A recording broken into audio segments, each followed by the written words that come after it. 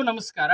ಈ ವಿಡಿಯೋದಲ್ಲಿ ನಾವು ಇವತ್ತು ಸರ್ಕಾರದಿಂದ 80% ಸಬ್ಸಿಡಿಯೊಂದಿಗೆ ಸಿಗ್ತಕ್ಕಂತಹ ಸೌರ ಪಂಪ್ ಸೆಟ್ ಅನ್ನ ಹಾಕಿಸ್ತಕ್ಕಂತಹ ವಿಧಾನವನ್ನ ತಿಳ್ಕೊಳ್ಳೋಣ. ಇದರಲ್ಲಿ ಏನೇನು ತಿಳ್ಕೊತೀವಿ ಅಂತ ಅಂದ್ರೆ ಅದಕ್ಕೆ ಅರ್ಜಿ ಹಾಕೋದು ಹೇಗೆ, ಹಾಗೆ ಆ ಸೋಲಾರ್ ಅಳವಡಿಸೋದಕ್ಕೆ ಎಷ್ಟು ಜಾಗ ಬೇಕಾಗುತ್ತೆ, ಅದಕ್ಕೆ ಖರ್ಚು ವೆಚ್ಚ ಎಷ್ಟಾಗುತ್ತೆ, HP ಆಧಾರದ ಮೇಲೆ ಖರ್ಚು ವೆಚ್ಚ ಎಷ್ಟಾಗುತ್ತೆ, ಅದರ ಪರ್ಫಾರ್ಮೆನ್ಸ್ ಹೇಗಿದೆ, ಆ ಪರ್ಫಾರ್ಮೆನ್ಸ್ ಆಧಾರದ ಮೇಲೆ ನಾವು 6 ತಿಂಗಳಿಂದ ಬಳಸಿದ ಆಧಾರದ ಮೇಲೆ ಅದನ್ನು ಹಾಕಿಸ್ಬೇಕೋ ಬೇಡವೋ ಅನ್ನೋದ್ರ ಬಗ್ಗೆ ಸಂಪೂರ್ಣ ಮಾಹಿತಿ ತಿಳ್ಕೊಳ್ಳೋಣ. ಬನ್ನಿ ಸ್ನೇಹಿತರೆ. ರಾಜ್ಯ ಮತ್ತು ಕೇಂದ್ರ ಸರ್ಕಾರದಿಂದ ರೈತರಿಗೆ ಹಗಲು ವೇಳೆಯಲ್ಲಿ ನೀರಾವರಿ ಸೌಕರ್ಯವನ್ನು ಒದಗಿಸುವ ಮಹತ್ವಾಕಾಂಕ್ಷೆ ಸೋಲಾರ್ ಪಂಪ್ ಸೆಟ್ ನೀಡುವ ಯೋಜನೆ PM ಕುಸುಮ್ ಯೋಜನೆ ಆಗಿದೆ. ಇದು ಸಬ್ಸಿಡಿ ದರದಲ್ಲಿ ಸೌರ ಪಂಪ್ ಸೆಟ್ ಪಡೆಯಲು ರೈತರಿಗೆ ಸುವರ್ಣಾವಕಾಶವಾಗಿದೆ.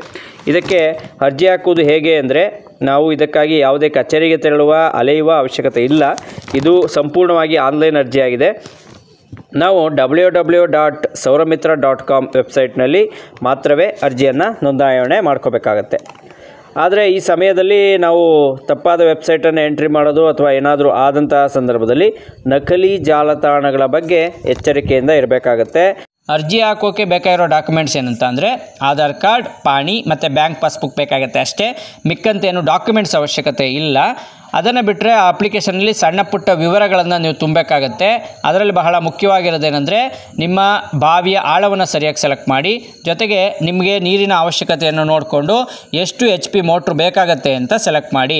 3 HP, 5 HP, 7.5 HP, 10 HP ಈ ರೀತಿ ನಿಮಗೆ ಬೇಕಾದ್ದನ್ನು ಸೆಲೆಕ್ಟ್ ಮಾಡಿ. ಸೆಲೆಕ್ಟ್ ಮಾಡಿದ ನಂತರ ಯೂಸರ್ ID ಮತ್ತು ಪಾಸ್ವರ್ಡ್ ಕ್ರಿಯೇಟ್ ಆಗುತ್ತೆ. ಕ್ರಿಯೇಟ್ ಆದ ನಂತರ ನಿಮ್ಮ ಅಪ್ಲಿಕೇಶನ್ ಓಕೆ ಆಗುತ್ತೆ. ಓಕೆ ಆದ ನಂತರ ನೀವು ಸ್ವಲ್ಪ ಸಮಯ ವೆಯ್ಟ್ ಮಾಡಬೇಕಾಗತ್ತೆ. ಎಲ್ಲಿವರೆಗೆ ಅಂತ ಅಂದರೆ ನಿಮಗೊಂದು ಮೆಸೇಜ್ ಬರುತ್ತೆ, ಪ್ಲೀಸ್ ಸೆಲೆಕ್ಟ್ ಎ ವೆಂಡರ್ ಅಂತೇಳಿ. ಆ ಮೆಸೇಜ್ ಬಂದ ನಂತರ ನೀವು ನಿಮ್ಮ ಅಪ್ಲಿಕೇಶನನ್ನು ಓಪನ್ ಮಾಡಿ ನೀವು ಅಲ್ಲಿ ವೆಂಡರನ್ನು ಸೆಲೆಕ್ಟ್ ಮಾಡಬೇಕು. ವೆಂಡರ್ ಅಂದರೆ ಸೋಲಾರ್ ಕಂಪನಿ. ಆ ಕಂಪನಿಗಳು 10 ಕಂಪನಿಗಳಿದ್ದಾವೆ. ಅದರಲ್ಲಿ ನಿಮಗೆ ಬೇಕಾದ್ದನ್ನು ಸೆಲೆಕ್ಟ್ ಮಾಡ್ಬೋದು. ನಾವು ಆಗ ಮೇಘಾ ಅಗ್ರೋಟೆಕ್ ಸೋಲಾರ್ ಕಂಪನಿಯನ್ನು ಸೆಲೆಕ್ಟ್ ಮಾಡಿದ್ವಿ. ಯಾಕಂದರೆ ಅದು ಉತ್ತಮವಾದ ಕಂಪನಿ ಅಂತ ವಿಚಾರಿಸ್ಕೊಂಡಿದ್ವಿ. ಜೊತೆಗೆ ಅದರ ಫೀಡ್ಬ್ಯಾಕ್ ಚೆನ್ನಾಗಿದ್ದರಿಂದ ಅದನ್ನು ಸೆಲೆಕ್ಟ್ ಮಾಡಿದ್ವಿ. ಆ ನಂತರದಲ್ಲಿ ಆ ಕಂಪನಿಯ ನಮ್ಮ ಮೈಸೂರು ವಲಯದ ಮ್ಯಾನೇಜರ್ ಆದಂತಹ ದ್ವಾರಕಿ ಸರ್ ಅವರು ನಮ್ಮ JEE ಸರ್ ಆದಂತಹ ರಾಘವೇಂದ್ರ ಸರ್ ಅವರ ಜೊತೆ ಸ್ಪಾಟ್ ವಿಸಿಟ್ಗೆ ಅಂತ ಹೇಳಿ ಬಂದರು. ಸ್ಪಾಟ್ ವಿಸಿಟ್ ಮಾಡಿಕೊಂಡು ಬೋರ್ ಫೋಟೋ ಹಾಗೆ ನಮ್ಮ GPS ಅನ್ನು ಮಾಡಿಕೊಂಡು, ಜೊತೆಗೆ ನಾವು ಅಪ್ಲಿಕೇಶನ್ ಹಾಕಬೇಕಾದಾಗ ಕೊಟ್ಟಿದ್ದಂತಹ ಎಲ್ಲ ಡಾಕ್ಯುಮೆಂಟ್ಸ್ನ ಹಾರ್ಡ್ ಕಾಪಿಯನ್ನು ತೆಗೆದುಕೊಂಡ್ರು.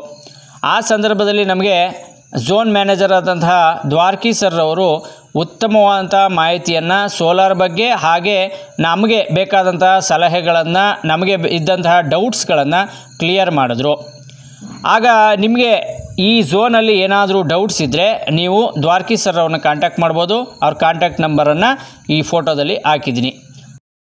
ಇದಾದ ನಂತರ ನಾವು ಮೇಘಾ ಅಗ್ರೋಟೆಕ್ ಹೆಸರಿನಲ್ಲಿ 61,142 ರೂಪಾಯಿಗೆ DDಯನ್ನು ತೆಗೆದ್ವಿ. DD ತೆಗೆದ ನಂತರ ಅವರಿಗೆ ಕಳಿಸ್ಕೊಟ್ವಿ. ಆ ನಂತರದಲ್ಲಿ ನಮಗೆ ಎಲ್ಲ ಸೋಲಾರ್ ವಸ್ತುಗಳು ಬಂದಿಳಿತು. ಬಂದಾದ ನಂತರ ಇನ್ಸ್ಟಾಲೇಷನ್ ಸಹ ಮುಗೀತು. ಈಗ ನಮಗೆ DDಯನ್ನು ಕಟ್ಟಿದ ನಂತರ ಏನು ಈ ಸೋಲಾರ್ ಪಂಪ್ ಸೆಟ್ಗೆ ಬೇಕಾದಂತಹ ಕಂಪ್ಲೀಟ್ ಸೆಟ್ ವೆಹಿಕಲ್ ಮೂಲಕ ಬಂದು ಇಲ್ಲಿಗೆ ತಂದು ಇಳಿಸಿ ಹೋಗ್ತಾರೆ. ನಂತರದಲ್ಲಿ ಇನ್ಸ್ಟಾಲೇಷನ್ ಟೀಮ್ ಬರ್ತದೆ. ಇನ್ಸ್ಟಾಲೇಷನ್ ಟೀಮ್ ಬಂದು ಎಲ್ಲವನ್ನ ಇನ್ಸ್ಟಾಲ್ ಮಾಡಿ ನಮಗೆ ಕೊಡ್ತಾರೆ ವಿತಿನ್ ಎ ಡೇ ಅಲ್ಲಿ. ಇವರು ಯಾವುದೇ ಕೂಡ ಚಾರ್ಜ್ ಇರಲ್ಲ, ಫ್ರೀ ಆಫ್ ಕಾಸ್ಟಲ್ಲಿ ಮಾಡ್ತಾರೆ. ನಂತರದಲ್ಲಿ ಇದರಲ್ಲಿ ಏನೇನು ಐಟಮ್ ಬರ್ತದೆ ಅಂತ ನಾವು ಗಮನಿಸೋದಾದರೆ, ಒಂದು ಸೋಲಾರ್ ಪಂಪ್ ಸೆಟ್ಟಲ್ಲಿ ಏನೇನು ಐಟಮ್ ಬರುತ್ತೆ ಅಂದರೆ, ನಾವು ಒಂದು ಖಾಲಿ ಬಾವಿಯನ್ನು ತೋರಿಸಿದ್ರೆ ಮೇಲೆ ನೀರನ್ನು ಎತ್ತೋವರೆಗೆ ಏನೇನು ವಸ್ತುಗಳು ಬೇಕೋ ಅವೆಲ್ಲವೂ ಸಹ ಸಿಗ್ತದೆ. ನಾವಿನ್ಯಾವುದೇ ಕೂಡ ಎಕ್ಸ್ಟ್ರಾ ಚಾರ್ಜನ್ನು ಕಟ್ಟುವಂತಿಲ್ಲ. ನಂತರದಲ್ಲಿ ಇದರಲ್ಲಿ ಐಟಮ್ ಏನೇನು ಬರುತ್ತೆ ಅಂತ ನೋಡೋದಾದರೆ, ಮೊದಲನೇದಾಗಿ 9 ಸೋಲಾರ್ ಪ್ಯಾನಲ್ಗಳು ಬರ್ತವೆ. ಎರಡನೇದಾಗಿ ಸೋಲಾರ್ ಪ್ಯಾನಲ್ ಅಳವಡಿಸಕ್ಕೆ ಬೇಕಾದಂತಹ ಸ್ಟ್ರಕ್ಚರ್ಗೆ ಬೇಕಾದಂತಹ ಐಟಮ್ಗಳು ಸಿಗುತ್ತೆ. ನಂತರದಲ್ಲಿ ನಮಗೆ ಸೋಲಾರ್ ಕಂಟ್ರೋಲರ್ ಸಿಗುತ್ತೆ. ಇದು ಕಂಪ್ಲೀಟ್ ಸೋಲಾರನ್ನು ಕಂಟ್ರೋಲ್ ಮಾಡ್ತಕ್ಕಂತಹ ಒಂದು ಯೂನಿಟ್ಟು. ಇದರಲ್ಲಿ ನಮಗೆ ಕಂಪ್ಲೀಟಾಗಿ ಎಲ್ಲ ಮಾಹಿತಿಯೂ ಸಿಗ್ತಾ ಹೋಗ್ತದೆ. ವಾಟರ್ ನಾವು ಎಷ್ಟು ಉಪಯೋಗಿಸ್ತಾ ಇದ್ದೀವಿ, ಸೋಲಾರ್ ಆನ್ ಆಗಿದೆಯೋ ಆಫ್ ಆಗಿದೆಯೋ, ಜೊತೆಗೆ ಇನ್ನು ಉಳಿದ ಎಲ್ಲ ಮಾಹಿತಿಗಳು ಅದರಲ್ಲಿ ಸಿಗುತ್ತೆ. ಅದಲ್ಲದೆ ಇದರಲ್ಲಿ ನಮಗೆ ಏನಿರ್ತದೆ ಅಂತ ಅಂದರೆ, ನಾವು ಜಸ್ಟ್ ಆನ್ ಆ್ಯಂಡ್ ಆಫ್ ಎರಡೇ ಬಟನ್ ಇರ್ತದೆ. ನೀವು ಗಮನಿಸ್ಬೋದು, ಈ ಕಡೆ ಇರೋದು ಇದು ಆನ್ ಆಗಿದೆ, ಈಗ ಮಾಡಿದ್ರೆ ಇದು ಆಫು, ಇದು ಮತ್ತೆ ಆನು, ಇಷ್ಟೇ. ಇದರಲ್ಲಿ ಏನು ಕೂಡ ಎಕ್ಸ್ಟ್ರಾ ಏನೂ ಸಹ ಇರಲ್ಲ. ನಂತರದಲ್ಲಿ ಎಲೆಕ್ಟ್ರಿಕಲ್ ಗ್ರೌಂಡಿಂಗ್ ಸಿಗುತ್ತೆ ನಮಗೆ. ಇದಾದ ನಂತರ ಮಿಂಚು ನಿರೋಧಕ ಮಿಂಚು ನಿರೋಧಕ ಸಿಗುತ್ತೆ ನಮಗೆ. ಇದಾದ ನಂತರ ನಮಗೆ ಇಲ್ಲಿ ಕೇಬಲ್ ಸಿಗುತ್ತೆ. ಕೇಬಲ್ಲು ನೀವು ಗಮನಿಸ್ಬೋದು. ಕೇಬಲ್ಲು ನಾವು ಎಷ್ಟು ಅಡಿ ಅಂತ ಮೆನ್ಷನ್ ಮಾಡಿರ್ತೀವೋ ಅಷ್ಟು ಅಡಿ ಉದ್ದದ ಕೇಬಲ್ ಸಿಗುತ್ತೆ. ಈ ಕೇಬಲ್ಲು ನಮಗೆ ನಮ್ಮ ಬೋರ್ ಇರ್ತಕ್ಕಂಥದ್ದು ಅಲ್ಲಿ, ನಾವು ಸೋಲಾರ್ ಪ್ಯಾನಲ್ ಅಳವಡಿಸಿರ್ತಕ್ಕಂಥದ್ದು ಇಲ್ಲಿಂದ ಅಲ್ಲಿಗೆ ಒಂದು 200 ಅಡಿ ದೂರದಲ್ಲಿದೆ. ಈ 200 ಅಡಿ ದೂರಕ್ಕೂ ಸಹ ನಮಗೆ ಕೇಬಲ್ ಸಿಕ್ಕಿದೆ. ಜೊತೆಗೆ ಪೈಪ್ ಸಿಗುತ್ತೆ. ಏನು ಮೋಟ್ರು ಬಾವಿ ಒಳಗೆ ಬಿಡ್ತಕ್ಕಂಥ ಪೈಪ್ ಸಿಕ್ಕಿದೆ. ಈ ಪೈಪ್ ಅಲ್ಲದೆ ಅದಕ್ಕೆ ಬೇಕಾದಂಥ DC ಮೋಟಾರ್ ಕೂಡ ಅವರೇ ಕೊಡ್ತಾರೆ. ಈ DC ಮೋಟಾರ್ ಅಂತ ಅಂದರೆ ಅದು ಡೈರೆಕ್ಟ್ ಕರೆಂಟ್ ಇರ್ತದೆ, ಯಾವುದೇ ಬ್ಯಾಟ್ರಿ ಇರಲ್ಲ. ಅದಕ್ಕೆ ಸೂರ್ಯರಶ್ಮಿ ಇರೋವರೆಗೂ ಸಹ ಅದ ಕರೆಂಟ್ ಅಂದರೆ ನಾವು ಸೋಲಾರ್ ಪಂಪ್ ಸೆಟ್ ಅನ್ನ ರನ್ ಮಾಡ್ಬೋದು. ಸೂರ್ಯಕಿರಣ ಇಲ್ಲದೆ ಇದ್ದಾಗ ಸೋಲಾರ್ ಪಂಪ್ ಸೆಟ್ ಅನ್ನ ರನ್ ಮಾಡಲಿಕ್ಕೆ ಸಾಧ್ಯ ಇಲ್ಲ. ಈಗ ನೀವು ಇದು ಗಮನಿಸಬೇಕು. ನಾವೀಗ ಅಳವಡಿಸಿರೋದು 5 HP. ನೀವೇನಾದ್ರೂ 10 HP ಹಾಕ್ಸಿದ್ರೆ ಈ ರೀತಿ ಸ್ಟ್ರಕ್ಚರ್ 2 ಬರ್ತದೆ. ಈ ರೀತಿ 9 ಪ್ಯಾನಲ್ ಸ್ಟ್ರಕ್ಚರ್ 2 ಬರುತ್ತೆ. ನಾವೇನಾದ್ರು 7.5 HP ಹಾಕ್ಸೋದಾದ್ರೆ 15 ಪ್ಯಾನಲ್ಗಳು ಬರ್ತವೆ.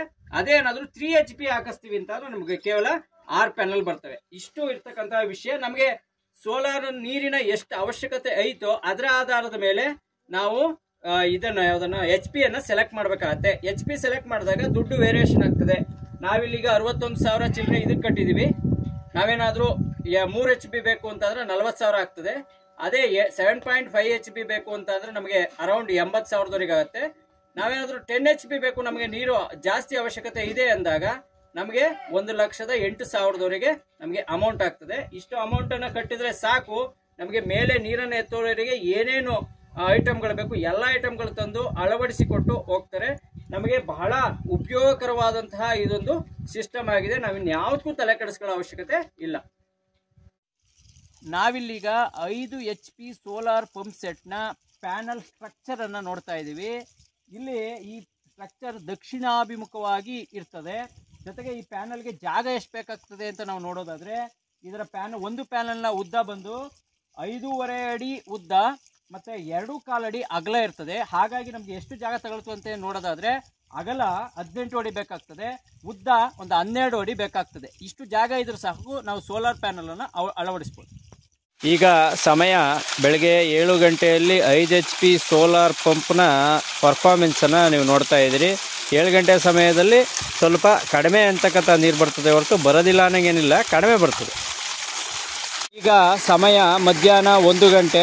ಈಗ 5 HP ಸೋಲಾರ್ ಪಂಪ್ ಸೆಟ್ಟು ನೀರನ್ನು ಎತ್ತುವ ಸಾಮರ್ಥ್ಯವನ್ನು, ಅದರ ಪರ್ಫಾರ್ಮೆನ್ಸನ್ನು ನೀವೀಗ ನೋಡ್ತಾ ಇದ್ದೀರಿ. ಸಮಯ ಸಂಜೆ 4 ಗಂಟೆ 5 ನಿಮಿಷ. ಇದು ನೀವು ನೋಡ್ತಾ ಇರೋದು 5 HP ಸೋಲಾರ್ ಪಂಪು ಸಂಜೆ 4 ಗಂಟೆಯಲ್ಲಿ ನೀರು ಒತ್ತುವಂತಹ ಸಾಮರ್ಥ್ಯವನ್ನು, ಅದರ ಪರ್ಫಾರ್ಮೆನ್ಸನ್ನು ನೀವೀಗ ನೋಡ್ತಾ ಇದ್ದೀರ. ನೋಡಿ ಸ್ನೇಹಿತರೆ, ಎಲ್ರಿಗೂ ಒಂದು ಡೌಟ್ ಇರ್ತದೆ. ಏನಂದರೆ ಸೋಲಾರಿಂದ ನೀರನ್ನು ಏನೋ ಎತ್ಬೋದು, ಆದರೆ ಪಿಂಕ್ಲರ್ಗಳು ಹೊಡಿತಾವೋ ಇಲ್ವೋ ಅಂತ ಡೌಟು. ಈ ಡೌಟ್ ನನಗೂ ಸಹ ಇತ್ತು. ನಂತರ ಅದರ ಪರ್ಫಾರ್ಮೆನ್ಸ್ ನೋಡಿ ನನಗೆ ಅದೆಲ್ಲ ಕ್ಲಿಯರ್ ಆಯಿತು.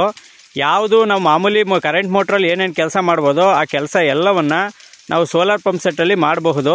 ಉದಾಹರಣೆಗೆ ಇಲ್ಲಿ ನೋಡ್ತಾ ಇದ್ದೀರಿ, ಜೆಟ್ಗಳು ಹೊಡಿತಿದ್ದಾವೆ. ಇವು ಟೋಟ್ಲಿ ಇಲ್ಲಿರ್ತಕ್ಕಂಥದ್ದು 15 ಜೆಟ್ಗಳಿದ್ದಾವೆ. ಟೋಟ್ಲು 15 ಜೆಟ್ಟು, ಇಲ್ಲೊಂದು 4 ಇದ್ದಾವೆ. ಇಲ್ಲೆಲ್ಲ ಸೇರಿ ಟೋಟ್ಲು ಕಂಪ್ಲೀಟ್ ಇಷ್ಟರಲ್ಲಿ 15 ಜೆಟ್ಗಳಿದ್ದಾವೆ. 15 ಜೆಟ್ಗಳು ತಮ್ಮ ಫುಲ್ಲು ಇದಾಗಿ ಲೋಡಾಗಿ ಹೊಡಿತಿದ್ದಾವೆ. ಕಂಪ್ಲೀಟಾಗಿ ಭಾಳ ಚೆನ್ನಾಗಿ ಪೂರ್ತಿ ಕವರ್ ಮಾಡಿ ಹೊಡಿತಿದ್ದಾವೆ. ನಮ್ದು ಅಲ್ಲಿ ಸೋಲಾರ್ ಪ್ಯಾನಲ್ ಇದೆಯಲ್ಲ, ಅಲ್ಲಿಂದ ಇಲ್ಲಿಗೆ ಒಂದು 200 ಅಡಿ ದೂರ ಆಗ್ತದೆ. ಇಲ್ಲಿವರೆಗೂ ಸಹ ನಾವು ಸೋಲಾರ್ ಕೇಬಲನ್ನು ತಂದಿದ್ದೀವಿ. ನಂತರದಲ್ಲಿ ನಾವು ಕಪ್ಪು ಪೈಪನ್ನು ಇಳಿಸಿಲ್ಲ, ಅದರ ಬಲವಾಗಿ ನಮ್ಮ ಹತ್ರ ಇದ್ದಂತಹ GA ಪೈಪನ್ನು ಇಳಿಸಿದ್ದೀವಿ. ಎಷ್ಟು ಅಡಿ ಇಳಿಸಿದ್ದೀವಿ ಅಂತ ಅಂದರೆ ಇದು 100 ಅಡಿ ಇಳಿಸಿದ್ದೀವಿ. ನೀರು ಚೆನ್ನಾಗೈತೆ, ಹಾಗಾಗಿ ನಾವು 100 ಅಡಿ ಇಳಿಸ್ಕೊಂಡಿದ್ದೀವಿ. ಇನ್ನು ಕೆಲವರಿಗೆ ಡೌಟ್ ಇರ್ತದೆ, ಏನಪ್ಪ ಅಂತ ಅಂದರೆ ಇದು ಪರ್ಫಾರ್ಮೆನ್ಸಲ್ಲಿ ಮಳೆಗಾಲದಲ್ಲಿ ನಮಗೆ ನೀರು ಸಿಗ್ತದೋ ಇಲ್ವೋ, ಅಥವಾ ಮೋಡ ಕವಿದ ವಾತಾವರಣದಲ್ಲಿ ನೀರು ಸಿಗುತ್ತೋ ಇಲ್ವೋ ಅಂತೇಳಿ. ಮಳೆಗಾಲದಲ್ಲಿ ಏನಾಗುತ್ತೆ ಅಂದರೆ ನೀರು ನಮಗೆ ಸಾಕಷ್ಟು ಪ್ರಮಾಣದಲ್ಲಿ ಸಿಗದೇ ಇದ್ರೂ ಸಹ ನಾವು ಮನೆ ಬಳಕೆಗೆ ಅಥವಾ ಹೊರಗಡೆ ಹೈನುಗಾರಿಕೆ ಏನೇ ಮಾಡ್ತಾ ಇದ್ರು ನಮಗೆ ನೀರಿಗೆ ಅವಶ್ಯಕತೆಗೆ ಏನು ತೊಂದರೆ ಇರಲ್ಲ. ಮಳೆಗಾಲದಲ್ಲಿ ಯಾಕೆಂದರೆ ಅತಿ ಹೆಚ್ಚು ನೀರು ಬೇಕಾಗಲ್ಲ, ಯಾಕೆಂದರೆ ಹೊಲಗಳಿಗೆ ನೀರು ಹಾಯಿಸೋದೇನಿರಲ್ಲ. ಮಳೆಗಾಲದಲ್ಲೂ ಸಹ ಬಿಸಿಲು ಚೆನ್ನಾಗಿದ್ರೆ ಆಗಲೂ ಸಹ ನಮಗೆ ನೀರು ಯಥೇಚ್ಛವಾಗಿ ಸಿಗುತ್ತೆ. ಆದರೆ ಮಳೆಗಾಲದಲ್ಲಿ ಅತಿ ಹೆಚ್ಚು ನೀರಿನ ಅವಶ್ಯಕತೆ ರೈತರಿಗೂ ಸಹ ಇರಲ್ಲ. ಜೊತೆಗೆ ಮೋಡ ಕವಿದ ವಾತಾವರಣದಲ್ಲಿ ನಾರ್ಮಲ್ ನೀರಂತೂ ಬರ್ತದೆ. ತೀರಾ ಫೋರ್ಸಾಗಿ ಬರದೇ ಇದ್ರೂ ನಾರ್ಮಲ್ ನೀರಂತೂ ನಮಗೆ ಸಿಗ್ತದೆ. ಒಟ್ಟಾರೆ ಸ್ವಲ್ಪ ಪ್ರಮಾಣದಲ್ಲಿ ಬೆಳಕಿದ್ರೆ ಸಾಕು ನಮಗೆ ನೀರು ಸಿಗ್ತದೆ. ಯಾಕಂದರೆ ಇವೆಲ್ಲ ಅಡ್ವಾನ್ಸ್ಡ್ ಸೋಲಾರ್ ಸಿಸ್ಟಮ್ ಆಗಿರೋದ್ರಿಂದ ನಮಗೆ ಉತ್ತಮವಾದಂತಹ ನೀರು ಎಲ್ಲ ಕಾಲದಲ್ಲಿ ಸರ್ವಕಾಲದಲ್ಲಿ ಸಿಗ್ತದೆ. ಮಳೆಗಾಲದಲ್ಲೂ ಸಹ ನಮ್ಮ ಮನೆ ಬಳಕೆಗೆ ಯಾವುದೇ ತೊಂದರೆ ಆಗಲ್ಲ. ಜೊತೆಗೆ ಸಣ್ಣ ಪ್ರಮಾಣದಲ್ಲಿ 1-2 ಜೆಟ್ಟನ್ನು ಕೂಡ ಓಡಿಸ್ಕೋಬಹುದು. ಒಟ್ಟಾರೆಯಾಗಿ ನಾವು ಈಗ 6 ತಿಂಗಳಿಂದ ಈ ಸೋಲಾರ್ ಪಂಪ್ ಸೆಟ್ ಅನ್ನು ಬಳಸ್ತಾ ಇದ್ದೀವಿ. ಇದರಿಂದ ನಮಗೇನು ತೊಂದರೆ ಆಗಿಲ್ಲ. ಅದರ ಬದಲಾಗಿ ನಮಗೆ ತುಂಬ ಉಪಯೋಗ ಆಗೈತೆ. ಏನಪ್ಪ ಅಂದರೆ ನಾವು ಯಾವಾಗ ಬೇಕು ಅವಾಗ ಕರೆಂಟ್ ಕಾಯೋಂತಿಲ್ಲ. ಹಗಲಿನಲ್ಲಿ ನಮಗೆ ಬೇಕಾದಾಗ ನೀರು ಹಾಯಿಸ್ಕೋಬೋದು. ಜೊತೆಗೆ ನಾವೇನಾದರೂ ಸೋಲಾರ್ ಅಳವಡಿಸ್ದೆ ಕರೆಂಟ್ ಇದು ಅಂತ ಹೋಗಿದ್ದಿದ್ರೆ ಮೋಟ್ರು, ಪೈಪು ಮತ್ತು ಸ್ಟಾರ್ಟ್ರು ಈ ರೀತಿ ಹಲವಾರು ದುಡ್ಡು ಖರ್ಚಾಗ್ತಿತ್ತು. ಈ ಸೋಲಾರ್ ಹಾಕ್ಸಿದ್ಕಿಂತ ಡಬಲ್ ದುಡ್ಡು ಖರ್ಚಾಯ್ತಿತ್ತು ನಮಗೆ. ಹಾಗಾಗಿ ನಮಗೆ ದುಡ್ಡಿನಲ್ಲೂ ಉಳಿತಾಯ ಆಗೈತೆ. ಜೊತೆಗೆ ನಮಗೆ ಬೇಕಾದಾಗ ಸಫಿಷಿಯೆಂಟ್ ಆಗಿ ನಾವು ನೀರನ್ನು ಹಾಯಿಸ್ಕೊಳ್ಳೋದಕ್ಕೆ ಅನುಕೂಲ ಆಗೈತೆ. ಹಾಗಾಗಿ ನೀವು ಸಹ ಸೋಲಾರನ್ನು ಹಾಕಿಸ್ಕೋಬೋದು ಅಂತೇಳಿ ನಾನು ಸಲಹೆಯನ್ನು ಕೊಡ್ತೀನಿ. ವೆಬ್ಸೈಟಲ್ಲಿ ನಕಲಿ ವೆಬ್ಸೈಟ್ಗಳ ಸಂಖ್ಯೆ ಬಹಳ ಇದೆ. ಬಹಳ ಅಂದರೆ ಬಹಳ ಇದೆ. ಆ ವೆಬ್ಸೈಟ್ಗಳಿಗೆ ನಾವು ಹೋದಂತಹ ಸಂದರ್ಭದಲ್ಲಿ ನಮಗೆ ಗೌರ್ನಮೆಂಟ್ ವೆಬ್ಸೈಟೇ ಅನ್ನಿಸ್ಬೇಕು, ಅಷ್ಟು ನೀಟಾಗಿ ವೆಬ್ಸೈಟನ್ನು ರೆಡಿ ಮಾಡಿರ್ತಾರೆ. ಹಾಗಾಗಿ ಆ ಜಾಲತಾಣಗಳು ಬಹಳ ಎಚ್ಚರಿಕೆಯಿಂದಿರಬೇಕು. ಅವರು ಯಾವ ರೀತಿ ನಿಮಗೆ ಮೋಸ ಮಾಡ್ತಾರೆ, ಎಷ್ಟು ನೀಟಾಗಿ ಬಹಳ ನಿಮಗೆ ನಂಬಿಕೆಯನ್ನು ಬರೆಸಿ ಮೋಸ ಮಾಡ್ತಾರೆ ಅನ್ನೋದ್ರ ಬಗ್ಗೆ ಇನ್ನೊಂದು ಡೀಟೇಲ್ ಆಗಿ ವಿಡಿಯೋ ಮಾಡಿದ್ದೀನಿ. ಅದನ್ನು ದಯವಿಟ್ಟು ನೋಡಿ. ಒಟ್ಟಾರೆ ಈ ಸೋಲಾರ್ ಪಂಪ್ ಸೆಟ್ಟನ್ನು ಹಾಕಿಸ್ಕೋಬೋದು. ಜೊತೆಗೆ ನಿಮಗೆ ಈಗ ಅರ್ಜೆಂಟ್ ಇದೆ ಹಾಕಿಸ್ಕೊಳ್ಳೋದಕ್ಕೆ ಅನ್ನೋರಿಗೆ ಈಗ ವೆಬ್ಸೈಟ್ ವರ್ಕ್ ಆಗ್ತಾ ಇಲ್ಲ ಅನ್ನೋ ಒಂದು ಕಂಪ್ಲೇಂಟ್ ಐತೆ. ವೆಬ್ಸೈಟ್ ವರ್ಕ್ ಆಗ್ತಿಲ್ಲ. ಅದೇ ಈಗ ನಿಮಗೆ ಅರ್ಜೆಂಟ್ ಇದೆ ಅನ್ನೋರಿಗೆ ಕೃಷಿ ಇಲಾಖೆಯಿಂದ ಸಹ 50% ಸಬ್ಸಿಡಿಯೊಂದಿಗೆ ಈ ಯೋಜನೆ ಇದೆ. ನೀವು ಹೆಚ್ಚಿನ ಮಾಹಿತಿಗಾಗಿ ಕೃಷಿ ಇಲಾಖೆಯನ್ನು ಸಂಪರ್ಕಿಸ್ಬೋದು. ಜೊತೆಗೆ ನೀವು ಈ ಸೋಲಾರ್ ಪಂಪ್ ಸೆಟ್ಟು ಕೆಲವೊಂದು ಡೌಟ್ ಏನಂದರೆ ಕೆಟ್ಟೋಗ್ಬಿಟ್ರೆ ಏನಾದ್ರು ಆದರೆ ಏನು ಮಾಡಬೇಕು ಅನ್ನೋ ಒಂದು ಡೌಟು ಎಲ್ರಿಗೂ ಇದೆ, ನನಗೂ ಇತ್ತು. ಈ ಡೌಟನ್ನು ನಮ್ಮ ಏನು ಇನ್ಸ್ಟಾಲೇಷನ್ ಟೀಮ್ ಮತ್ತು ಅದು ಕ್ಲಿಯರ್ ಮಾಡ್ತು. ಏನಂತ ಅಂದರೆ ಈ ಸೋಲಾರ್ ಪಂಪ್ ಸೆಟ್ಟಲ್ಲಿ ಯಾವುದೇ ಪವರ್ ಫ್ಲಕ್ಚುಯೇಷನ್ ಇಲ್ಲದೆ ಇರೋದ್ರಿಂದ ಅದು ಯಾವುದೇ ರೀತಿಯಾದಂಥ ಹಾನಿ ಆಗಲ್ಲ. ಜೊತೆಗೆ ಅದೇನಾದರೂ ಕೆಟ್ಟು ಹೋದರೂ ಸಹ ನಮ್ಗೆ 5 ವರ್ಷ ವಾರಂಟಿ ಇರುತ್ತೆ. ಹಾಗಾಗಿ ಅದರಲ್ಲಿ ನಮಗೆ ಕಂಪ್ನಿಯವರೇ ಬಂದು ಅದನ್ನು ಸರಿಪಡಿಸಿಕೊಡ್ತಾರೆ. ಜೊತೆಗೆ ಏನಾದರೂ ಸೋಲಾರ್ ಪ್ಯಾನಲ್ ಏನಾದರೂ ಡ್ಯಾಮೇಜ್ ಆದರೆ ಅದು ಈ ಕ್ಲೈಮ್ ಆಗಲ್ಲ. ಯಾಕಂದರೆ ಅದು ಫಿಸಿಕಲ್ ಡ್ಯಾಮೇಜ್ ಆಗಿರೋದ್ರಿಂದ ಅದು ಕ್ಲೈಮ್ ಆಗಲ್ಲ. ಏನಿದ್ರು ಕೇವಲ ಮೋಟರ್ ಮತ್ತು ಸ್ಟಾರ್ಟ್ರು ಇವೆರಡು ಕ್ಲೈಮ್ ಆಗುತ್ತೆ. ಈ ಹೊರಗಡೆ ಇರ್ತಕ್ಕಂಥವ್ರು, ಹೊರಗಡೆ ಜಮೀನೆಲ್ಲೋ ಹೊರಗಡೆ ಇದ್ದು ನಮ್ಮನೆ ಎಲ್ಲೋ ಇರ್ತಕ್ಕಂಥವ್ರು ಆ ಸೋಲಾರ್ಗೆ ಸ್ವಲ್ಪ ಪ್ರೊಟೆಕ್ಷನನ್ನು ಮಾಡ್ಕೊಳ್ಳೋದು ಉತ್ತಮ. ಒಟ್ಟಾರೆಯಾಗಿ ನಾನು ಈ ವಿಡಿಯೋ ಮಾಡಿರ್ತಕ್ಕಂತಹ ಉದ್ದೇಶ ಏನಪ್ಪ ಅಂತ ಅಂದರೆ ರೈತರಿಗೆ ಬಹಳ ಕಡಿಮೆ ದರದಲ್ಲಿ ಅವರಿಗೆ ಬೇಕಾದಂತಹ ಹಗಲಿನ ಹೊತ್ತಿನಲ್ಲಿ ನೀರು ಹಾಯಿಸ್ಕೊಳ್ಳೋದಕ್ಕೆ ಸಹಾಯ ಆಗಲಿ, ಜೊತೆಗೆ ಅವರ ಉಳಿತಾಯವೂ ಆಗಲಿ, ಜೊತೆಗೆ ಅವರು ಸ್ವಾವಲಂಬಿಗಳಾಗಲಿ ಅನ್ನೋ ಉದ್ದೇಶದಿಂದ ಈ ವಿಡಿಯೋ ಮಾಡಿದ್ದೀನಿ. ನಿಮಗೆ ಇಷ್ಟ ಆದರೆ ಈ ವಿಡಿಯೋ ಲೈಕ್ ಮಾಡಿ, ಹಲವಾರು ರೈತರಿಗೆ ಇದರಿಂದ ಉಪಯೋಗ ಆಗಲಿ ಶೇರ್ ಮಾಡಿ. ಜೊತೆಗೆ ಇದು ಏನಾದರೂ ನಿಮಗೆ ಡೌಟ್ಸ್ ಇದ್ದರೆ ಕಾಮೆಂಟ್ ಸಹ ಮಾಡಿ.